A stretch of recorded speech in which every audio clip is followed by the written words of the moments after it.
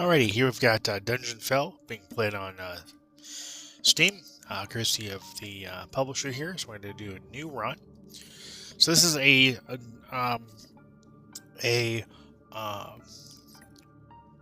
roguelike turn-based RPG, which is pretty interesting. So you go ahead and pick your delvers. So you can pick from various choices, and if you want to unlock one, you got to pay quite a bit of gold to unlock them. But it tells you what their specialty is. You know, duelist. You've got which really just seems like an archer. You've got Alistar, who's 9,000 gold. Cosmo, who's 15,000 gold, etc., etc. You got tons of options. I'll go ahead and put it back on the healer there. And again, you can choose to set any of these guys up once you unlock them. I'm gonna go ahead and hit play.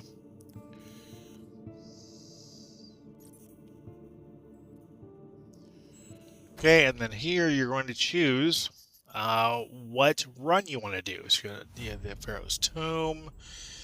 You've got Undead Manor. You got other ones you have to unlock. So you have to beat Act 2 in order to get to Act 3, so on and so forth. I'll go ahead and do Undead Manor.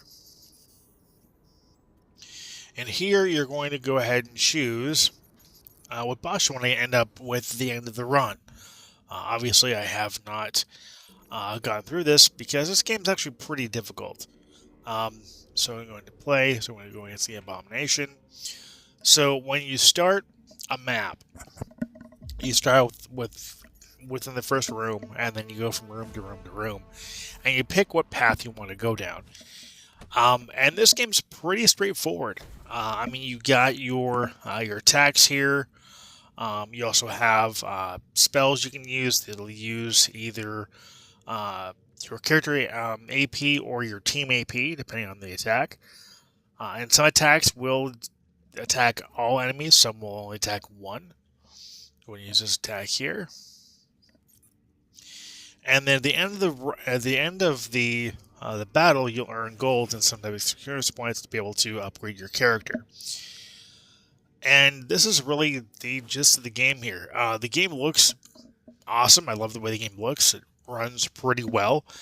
My one issue with the game, really the only issue I have with this game, honestly speaking, outside of the fact that the difficulty is just through the roof with this, is that everything is controlled by the mouse. There's no native controller support. Now I am using Steam's built-in controller support to enable controller support, so I'm using the mouse with actually an Xbox Series X controller with the right stick, using the click being the right trigger, and it works pretty well. Honestly, a lot better than my mouse does. Go figure. But yeah, it's a pretty cool game. A very difficult game. I just wish I had native controller support. I often find myself trying to just repeatedly attack like you would in like Final Fantasy or any other, JRPG. But you can't do that with this. Each time you attack, there's no memory of the cursor. You have to actually go ahead and do each attack individually. So you attack, you go back over to the menu after you're selecting the opponent that you attack, and it just kind of feels cumbersome. It feels very, very cumbersome. It feels like it just shouldn't be that way. It should be easier. So I think that if they were to implement full controller support and cursor memorization, I think that would go a long way to really make this game that much better. Because aside from the control issues I've got and the steep difficulty with this game, now one could argue the steep difficulty is just a matter of getting good at the game, which I understand. I will accept that. But what I won't accept is the cumbersomeness of the control scheme. Relying solely on the mouse is just a terrible design choice, in my opinion. It should allow for controller support, or at the very least, cursor memorization. Would I think go a long way with this title. But let me go ahead and see if I can get through this battle here without losing all my party members. Now, another thing about this game is when it comes to party members, when they die, they are gone until you end the entire run. So if you lose your party members, you're pretty much toast. Because you're not going to be able to beat the final boss if you lose even one party member. So you have to keep them all alive. That is very important to keep in the back of your mind is, hey, I can't let any of these guys die. If I do, I might as well start my run over again.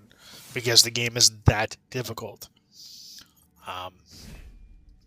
But, I mean, aside from the difficulty curve, aside from the cursor issues of control issues I've got with this game's a ton of fun.